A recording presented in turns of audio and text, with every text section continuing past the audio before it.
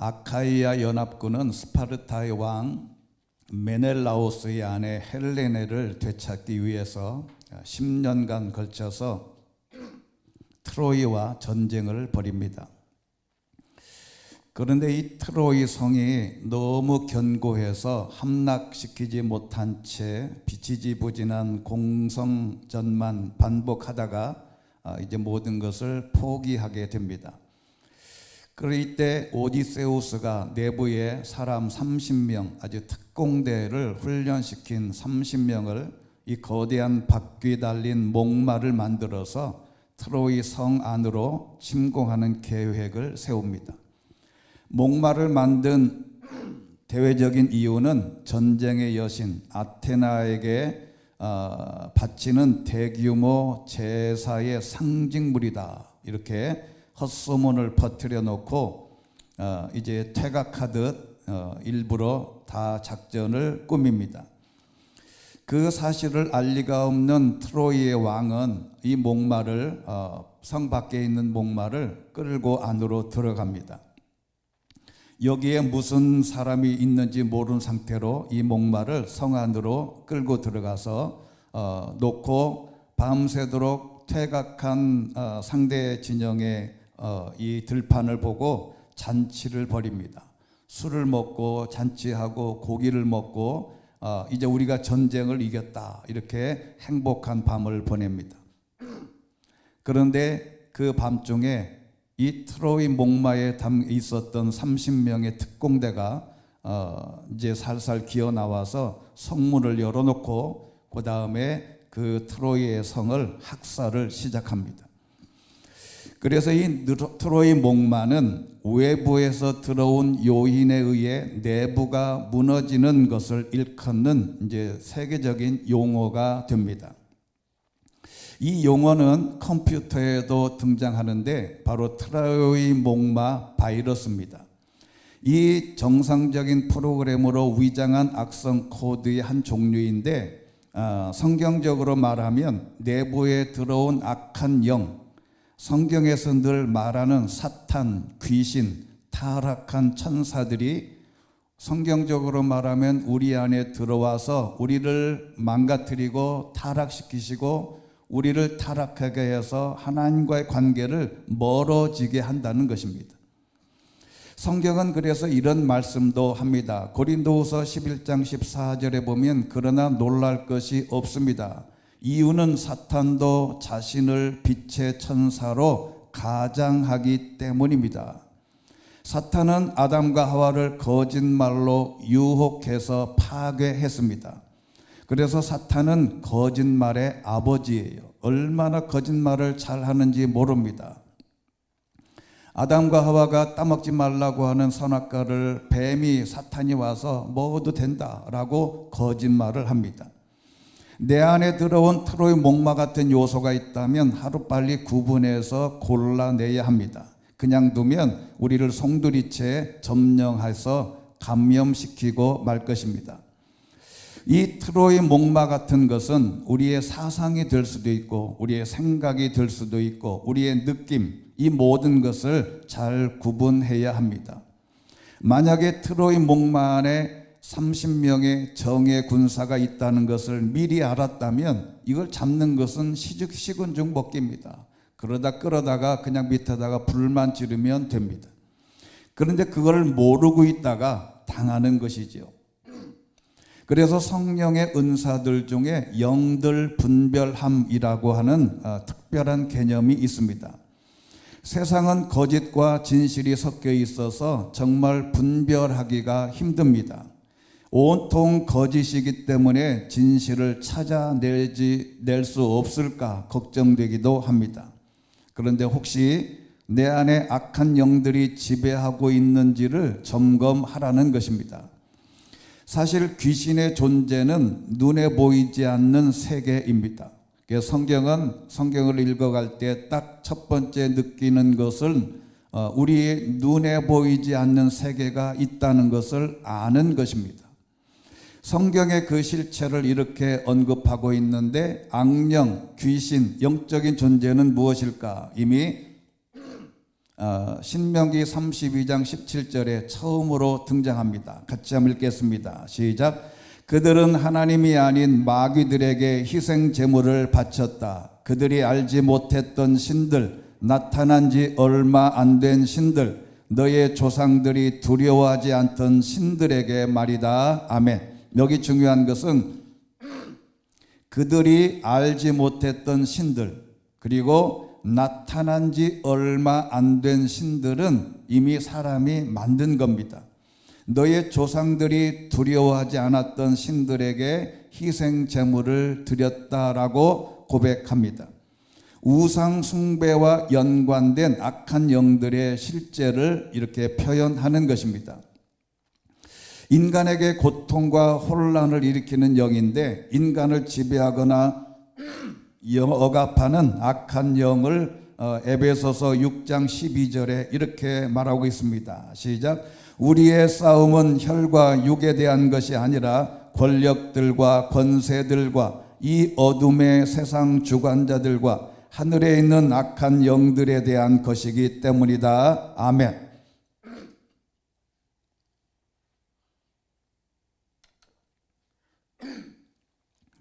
세상을 지배하는 것은 하나님의 손 안에 있지만 어둠의 세상 주관자들이 하늘에 있는 악한 영들이 세상을 지배하고 있다는 것을 아는 겁니다. 그래서 예수님의 이 죽기는 단순한 능력 과시가 아니라 하나님 나라가 도래하는 악의 지배 영역을 무너뜨리는 겁니다.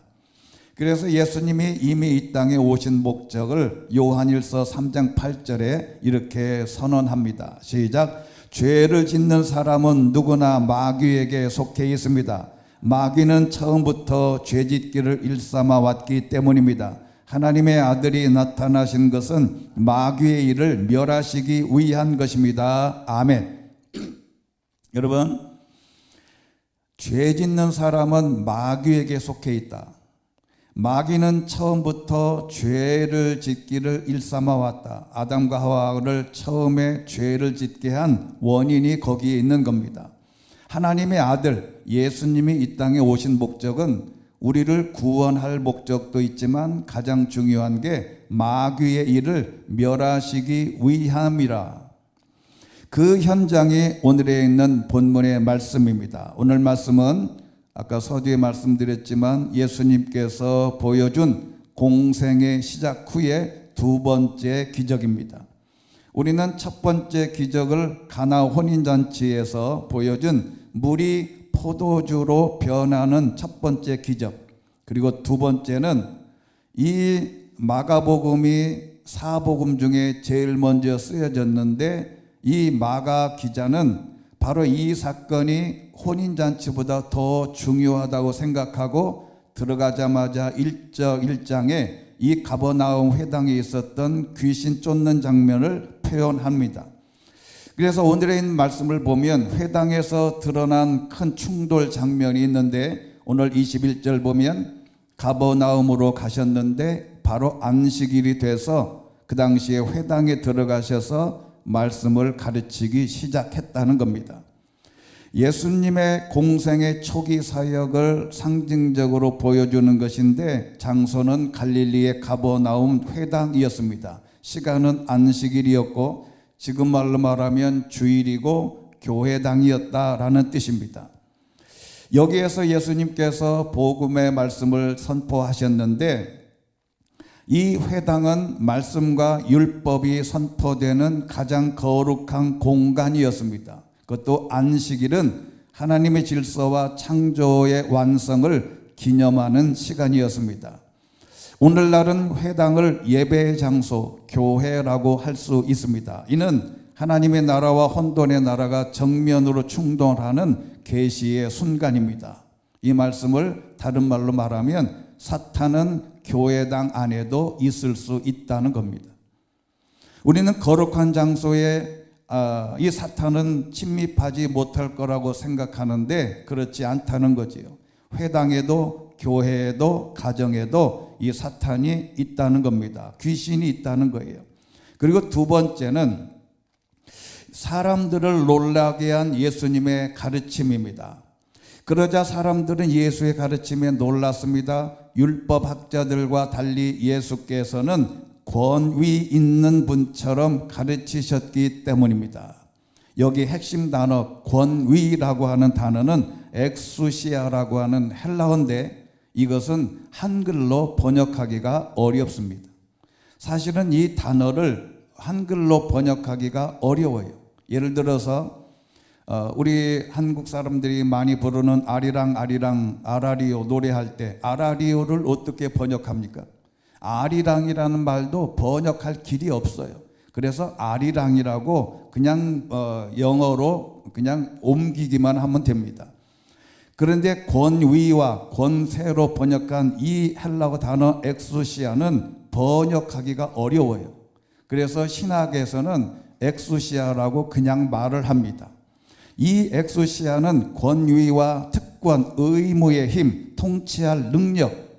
그러니까 예수님이 말씀하실 때는 아무도 모르는 사이에 무거운 침묵 속에 그리고 자신을 돌아보게 하는 아주 권위가 있는 그 음성을 듣자마자 한마디로 말하면 모든 세상이 복종해야 하는 그런 놀라운 현장이었습니다.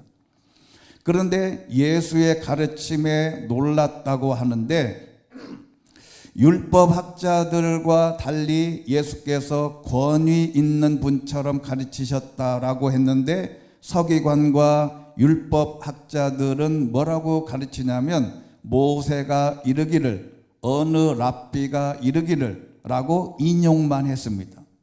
그런데 예수님은 그렇게 가르치시지 않고 나는 너희에게 말하노니 나는 너희에게 말하노니 율법은 이랬지만 나는 너희에게 말하노니 라고 선포하는 것입니다.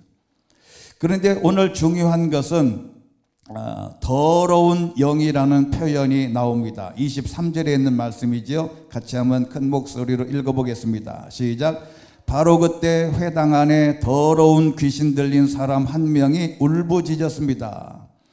바로 그때 더러운 영이 그 사람 마음속에 들어간 바로 그 사람이 소리를 지르면서 등장합니다.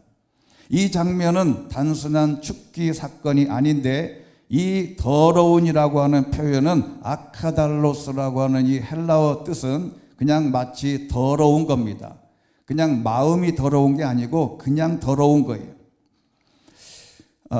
무당이 이제 이런 말들을 하는 걸 봤어요. 무당이 제일 싫어하는 게 뭐냐? 이런 무당이 제일 싫어하는 걸 뭐냐? 기독교인들이 물어보면 예수님이다, 뭐 하나님이다, 뭐 하나님의 음성이다 이렇게 얘기하는데 그렇지를 않고 무당들이 좋아하는 것은 더러운 곳이랍니다. 그러니까 이 더러운 곳에는 이 귀신이 꼬인다는 거죠. 이게 무슨 말이냐면 집에도 더러워지면 쓰레기가 많고 청소가 안 돼 있고 엉망이 돼 있으면 귀신이 들어온다 이 말이죠. 우리의 마음도 마찬가지입니다. 집도 더러워지면 마귀 귀신이 머물 수 있는 곳이 된다고 하는 것을 기억하라는 것이죠. 그래서 성경은 귀신을 더러운 영으로 표현하는 것입니다. 왜 귀신을 더러운 영으로 표현할까? 세 가지 이유가 있어요. 첫 번째는 하나님의 창조 질서를 파괴합니다. 아담과 하와에게 먹지 말라고 하는 선악과를 먹는 것은 질서를 파괴하는 거예요. 그리고 큰 뜻은 하나님과의 관계를 깨트리는 겁니다. 사탄의 작업은 더러운 귀신의 영은 하나님과 우리를 거리를 멀어지게 하고 죄를 짓게 하고 바로 그 사이를 이간시키는 게 사탄 귀신의 영역입니다. 그리고 두 번째는 거룩한 것과 거짓의 경계가 모호해집니다. 이 말은 무슨 말이냐면 더러운 영은 이 경계를 무너뜨리는데 거룩함과 속됨을 혼합시킵니다. 여러분, 이 한마디로 말하면 현대인들의 사고방식 가운데 어떤 게 거룩한 것인지 참인지 모릅니다. 여러분, 요즘에는 사람들하고 대화해보면 저건 분명히 거룩한 것이 아닌데 본인은 참으로 알고 나아가 참으로 알고 있는 게 거짓일 수 있어요. 여러분 요즘에 유튜브나 짤이나 뭐 숏 프로그램들이나 이런 모든 프로그램들에 여러분 믿을 것이 못 됩니다. 사진도 믿을 게 못 돼요. 지금은 다 합성해 놨어요. 여러분 등장하는 모든 사람들이 거의 AI로 만든 가짜입니다. 여러분 그래서 현대인들은 사진도 믿을 것이 못 되고 영상이나 모든 게 믿을 게 못 돼요. 어떤 사람은 이게 진짜인 줄 알고 보내고 보면 다 가짜로 만든 겁니다. 여러분 사탄의 특징은 뭐냐면 참과 거짓의 경계를 무너뜨리고 혼합시켜 가지고 어떤 게 참인지를 몰라요. 이미 다 오염되어 있어서 내가 믿고 있는 게 참인지 거짓인지 모호해졌습니다. 그래서 인간을 목적이 아닌 수단으로 사탄은 사용하게 됩니다.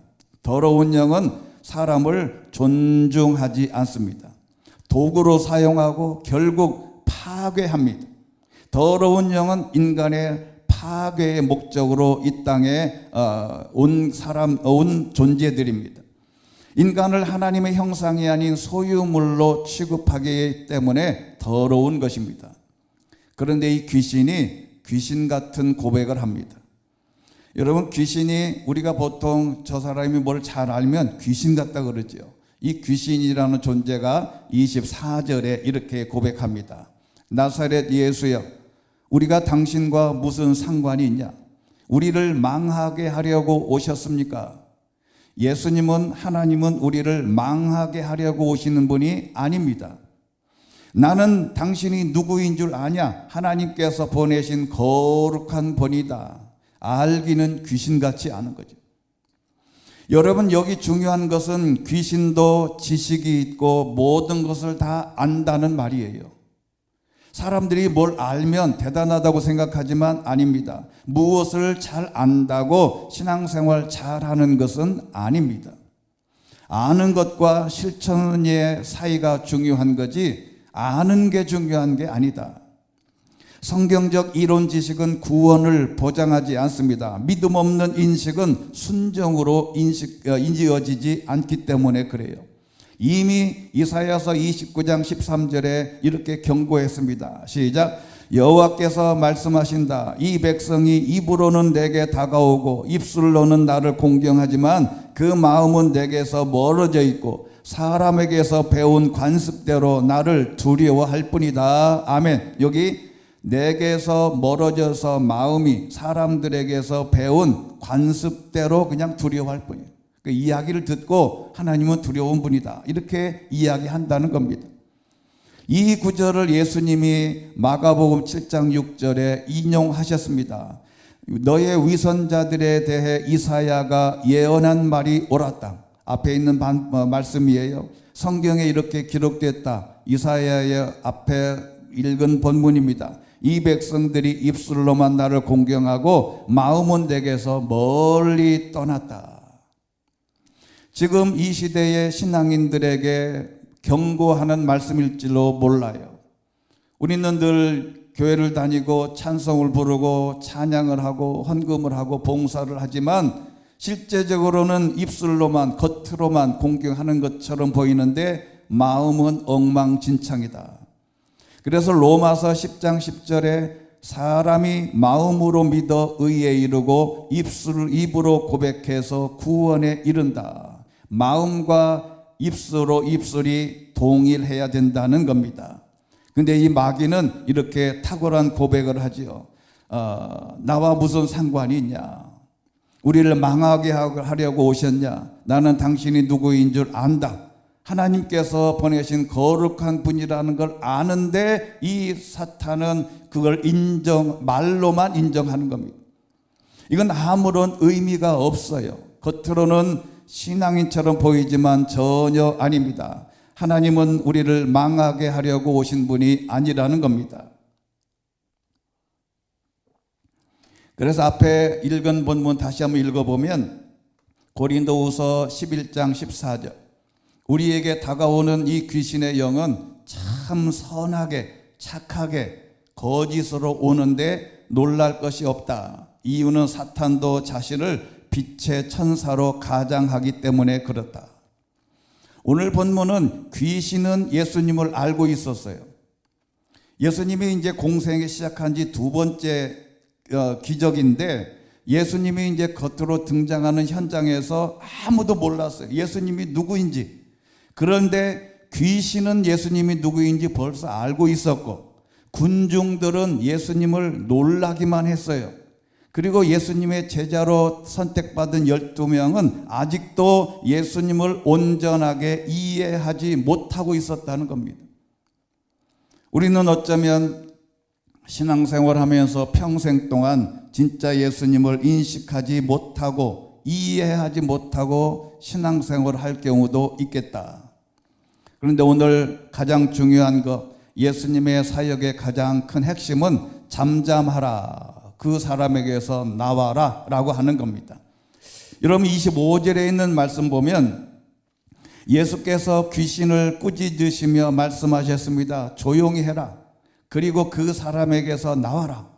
이 사탄이 든 이 사람이 예수님에게 복음을 전파할 때 큰 목소리로 막 이렇게 고백을 하니까 너 조용히 해라 이 말이에요. 여기 조용하라 이 말은 재갈을 물리다 라는 뜻이랍니다. 말하지 말고 입에 재갈을 물려라. 여러분 귀신의 악한 영의 사역 중 하나는 시끄럽습니다. 목소리가 커요. 시끄러운 요소를 만들어낼 수 있는 원인을 제공합니다. 여러분 이 사탄의 악령을 잘 분간해 내야 되는데 사실은 우리 입에 재갈을 물려야 할 때가 많아요. 차라리 말하지 않은 게 좋을 때가 많습니다.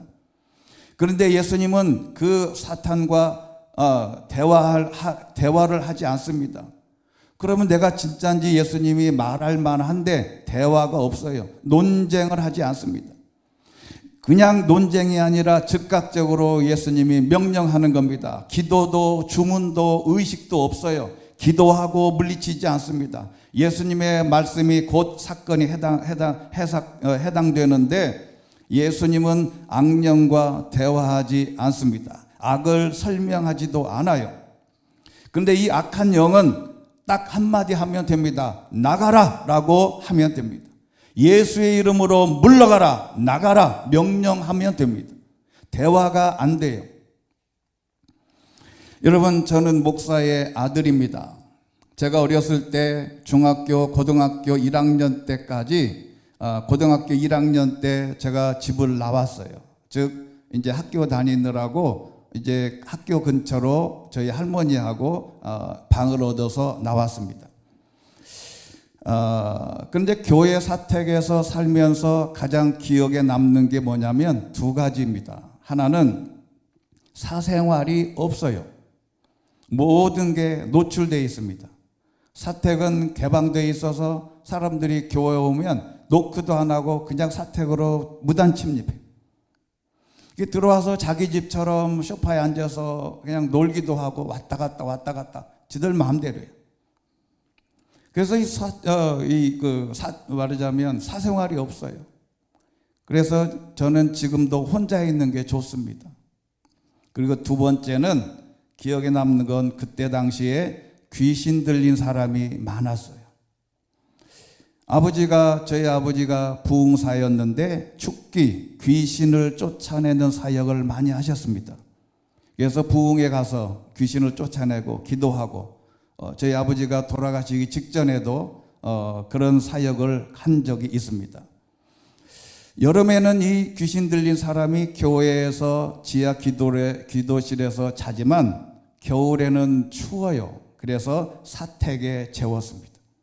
특히 귀신 들린 사람들 중 남자는 거의 없어요. 여자가 많습니다.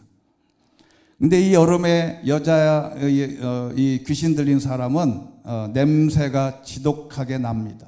물론 샤워를 안 하면 다 냄새가 나지만 정말 냄새가 지독해요. 침을 질질 흘리고 말 그대로 더러워요. 한 번은 같은 방에서 자다가 성자라고 하는 이 아가씨가 내가 자고 있는데 올라타가지고 목을 조르는 거예요. 놀래가지고 와 소리 지르고 나왔는데 근데 여러분 그 사람이 나중에 기도해서 낫게 해서 이분이 결혼해서 자녀를 낳고 잘 살다가 저희 아버지 장례식장에도 오셨어요. 제가 그분을 알거든. 여러분, 사람들이 이 귀신을 쫓아내는 방법은 정확합니다. 뭐냐면 교회로 불러들여서 기도로 깨끗하게 낫게 하는 것을 수없이 봤어요. 간단합니다. 기도에 영빨이 있는 사람들을 불러 모아가지고 그냥 앉혀놓고 찬송하며 기도하고 찬송하고 기도하다가 마지막에 저희 아버지가 카랑카랑 목소리로 나가라! 예수 그리스도의 이름으로 명하노니 나가라! 그렇게 하면 오늘 성경에 있는 말씀대로 퍽 하고 쓰러지면서 나가요. 이거를 반복을 하면 장면이 나오는데 이 여자가 고개를 들고 퍽 쓰러졌다가 잠에서 일어나듯이 싹 일어나면 그야말로 잠에서 금방 깨어난 사람처럼 내가 언제 이러냐 하는 것처럼 아주 온순해져요. 저도 그런 능력을 물려받은 건 아닌데 제가 이문동교회 부목사로 있을 때 어떤 46살 정도 되는 우리 집사님이 자기 딸 이미향이라고 하는 딸이 이게 이상하다고 데리고 온 거예요. 그게 딱 보니까 그건 귀신 들린 거지. 그런데 이거를 담임 목사님한테 모시고 갔더니 자기는 이런 데 취미가 없고 이런 데 능력이 없대. 그럼 어떡할까요? 그러니까 그걸 어떡하지? 그래서 그럼 제가 할 수 있습니다. 제가 해보겠습니다. 그랬더니 해보래. 똑같이 반복했습니다. 영빨 있는 당시 지하 기도실에 매일 기도하는 권사님들이 계셨는데 한 20명을 모았어요. 모아놓고 저희 아버지가 했던 것처럼 똑같이 합니다. 찬송하고 기도하고 찬송하고 기도하고 찬송하고 기도하고 아무것도 안 합니다. 계속 기도만 합니다. 그런데요, 기도하기 시작하면 귀신들도 움직입니다. 여러분, 이거는 원칙입니다. 이거는 루틴이에요. 기도하기 시작하면 귀신도 움직여요. 이 말이 우리나라 말도 있습니다. 호사다마라고 알지요. 좋은 일에는 마귀가 끼는 거죠. 여러분, 근데 그날 밤부터 제가 잠을 못 자요. 그때가 언제냐면 그 유명한 이정재하고 고현정이 나오는 모래시계가 10시부터 해. 근데 제가 9시부터 기도회 하다가 조금 시간이 넘어가면 빨리 가서 그 드라마 보려고 10시에 끝낼 정도 있어요. 여러분, 근데 그날 밤부터 악몽에 시달려. 잠을 못 자요. 어떻게 하냐면 밤에 잠을 자면 꿈에 나타나서 강대상이 저기 있는데 강대상에서 누가 막 설교를 하면 그 음성이 들려야 되는데 안 들려. 그래서 저 음성이 뭐라고 하나 계속 신경 쓰다가 깨는 거지. 그럼 어떻게 해요? 잠이 못 자서 몸이 개운하지가 않아요. 잠을 자도 잠을 못 자요.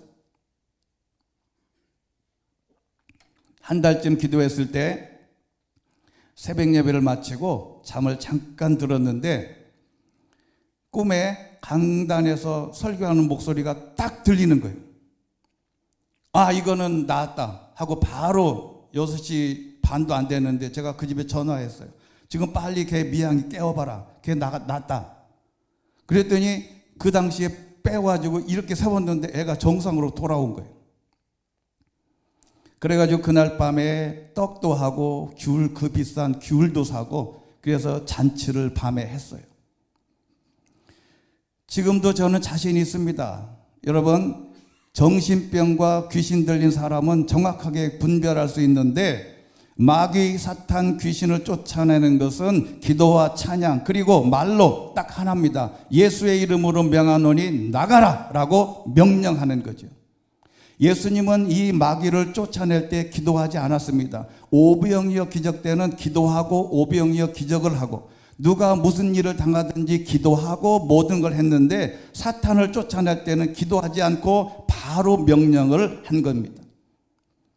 이 본문이 계시된 예수 그리스도의 의미는 바로 예수님은 통치자라는 것, 해방자라는 것, 악한 영에게서 해방시키려는 목적이 있다는 것, 그리고 더러움을 제거하시는 분입니다. 자, 그렇다면 우리 교회는 안전한가? 나는 안전한가? 이 질문을 던질 필요가 있습니다. 여러분, 그때 당시에 귀신 들린 이 사람을 고친 것은 이분이 여자인지 남자인지 모르지만 영어 표현에 보면, 원문에 보면 남자입니다. 그에게서 나오라 라고 한 것처럼 우리 자신도 이 사탄의 악령에 사로잡힐 수 있다는 것을 알라고 하는 것입니다.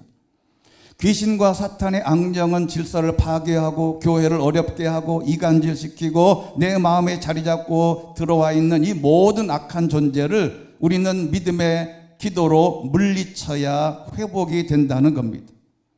요한복음 8장 44절에 보면 너희는 너의 아비인 마귀에게 속해 있다. 그래서 너희는 너의 아비가 원하는 것을 하고자 한다. 그래서 마태복음 12장 28절 같이 읽겠습니다. 시작. 그러나 내가 하나님의 영을 힘입어 귀신들을 쫓아낸다면 하나님의 나라가 이미 너희에게 온 것이다. 할렐루야. 여러분, 하나님의 영을 힘입어 예수님의 이름으로 귀신을 쫓아내면 하나님의 나라가 우리에게 임하는 평온과 그 가정의 기쁨이 충만해지는 겁니다. 그러면 이 귀신이 어떻게 우리에게 다가올까? 이게 오늘 중요한 말씀입니다. 여러분, 귀신은 빛을 가장해서 천사처럼 다가오듯 이 귀신의 역할을 감당하는 요소들이, 악령들이 이런 겁니다. 성공과 명예에 대한 악한 영입니다. 하나님은 제껴놓고 어떻게 하든지 성공하고 명예에 대해서 올라가려고 하는 악한 영에 사로잡혀 있습니다. 돈과 소비의 욕망에 대한 악한 영이 사로잡습니다. 주일도 돈이라고 하면 하나님의 예배를 멀리하게 되는 이 악한 영에 사로잡히는 겁니다. 세 번째는 불안과 공포에 대한 악한 영입니다.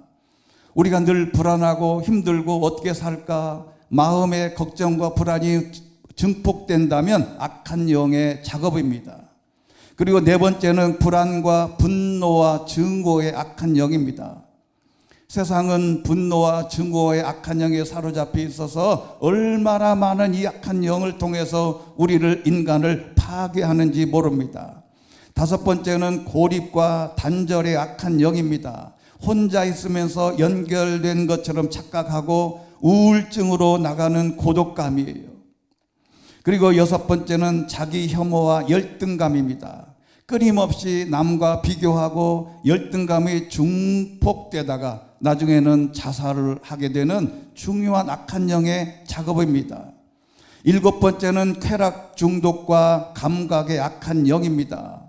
세상은 자극 없이 살 수 없는 상태가 돼서 마약과 이 인간을 괴롭히고 인간의 모든 상황을 파괴하는 술과 마약과 쾌락과 이 모든 것들이 우리의 삶을 파괴하는 것, 악한 영의 작업이라는 것이지요.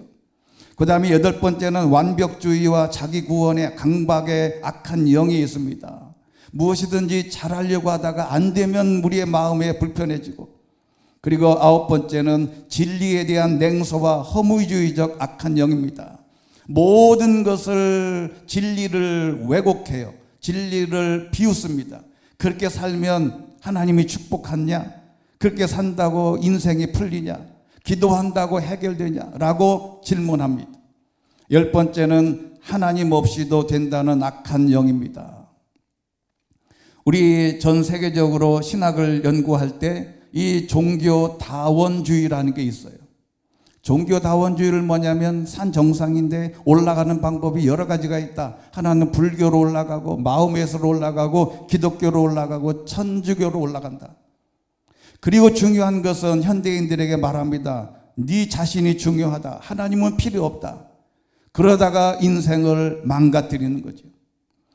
여러분, 성경에서 악령은 단순한 공포의 존재가 아닙니다. 질서를 무너뜨리고 경계를 파괴하고 인간을 도구로 만드는 것입니다. 그러므로 영적 싸움은 외부를 향해 공포가 아니라 내면을 향한 분별과 회개인데 우리는 이것들을 향해서 명령해야 됩니다. 우리 안에 있는, 가정에 있는, 내가 어디에 있든 예수의 이름으로 명하노니 악한 마귀 사탄아 물러가라 라고 끊임없이 선포해야 되는 겁니다. 서울의 한 회사에서 서비스 직종을 근무하던 김 과장이 파주로 발령을 났답니다.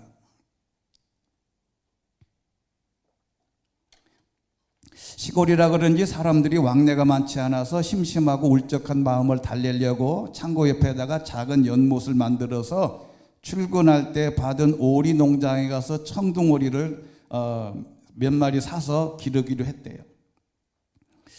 그래서 이제 다 만들어 놓고 청둥오리를 사다가 나눴는데 설레는 마음으로 다음 날 아침에 일찍 가봤더니 오리가 죽어 있었어요. 아니 도대체 짐승에 물린 것도 아니고 깊이도 30cm도 안 되는데 물에 빠져 죽을 리도 없고 그 길로 오리 농장에 가서 따졌답니다. 왜 그런 허약한 오리를 팔았냐. 자초지종을 들었던 농장 주인이 핀잔 주듯이 이렇게 말했답니다. 이 오리는 농장에서 부화하고 키운 오리입니다. 그래서 수영을 못합니다. 게다가 이 오리는 어릴 때부터 물속에 집어넣지 않기 때문에 깃털에 기름이 분비되지 않아서 물에 잘 뜨지도 않습니다. 수영을 못하는 이 오리가 30cm밖에 안 되는 물에 있는데 그냥 수영을 못하니까 빠져 죽은 거죠. 수영을 못하는 오리와 같은 교인들이 많습니다. 30cm 정도도 안 되는 세상의 물통에서 수영하지 못하는 죽은 믿음의 소유자들입니다. 그래서 이들에게 예수님께서 이렇게 말씀하셨습니다. 예수님께서 제자들을 파송하면서 이렇게 말씀하신 겁니다. 우리 같이 마태복음 10장 1절 말씀 시작. 예수께서 12제자를 부르셔서 그들에게 더러운 귀신들을 쫓아내는 권능을 주시고 모든 질병과 모든 아픔을 고치게 하셨습니다. 할렐루야. 여러분 이 능력을 저와 여러분에게 주신 줄로 믿습니다. 기도로 모든 악한 영을 쫓아낼 수 있는 능력을 하나님이 우리에게 주신 것입니다. 세상에 나가서 30cm도 안 되는 물에 빠져 죽지 말고 우리는 이 능력으로 하나님의 엑소시아 권능의 말씀을 선포하면 모든 문제가 해결될 수 있는 가능성을 열어주신 것입니다. 저와 여러분은 이 같은 능력과 이러한 힘을 갖게 되시기를 주의 이름으로 축원합니다. 오늘도 우리 삶을 지배하는 악한 영, 귀신, 우리를 괴롭히는 모든 영에서 자유함을 얻게 되시기를 주의 이름으로 축원합니다. 기도하겠습니다. 은혜가 풍성하신 하나님 아버지, 나도 모르는 사이에 악한 영이 내 삶을 지배해서 파괴하고 삶이 괴롭고 힘들 때가 너무 많습니다. 성령께서 우리 자신 스스로 명령해서 악한 마귀 사탄이 우리를 침범하지 못하도록 하나님이 지켜주시고 우리가 그 사역을 감당할 수 있도록 은혜 내려 주시옵소서. 예수 그리스도의 이름으로 기도드리옵나이다. 아멘.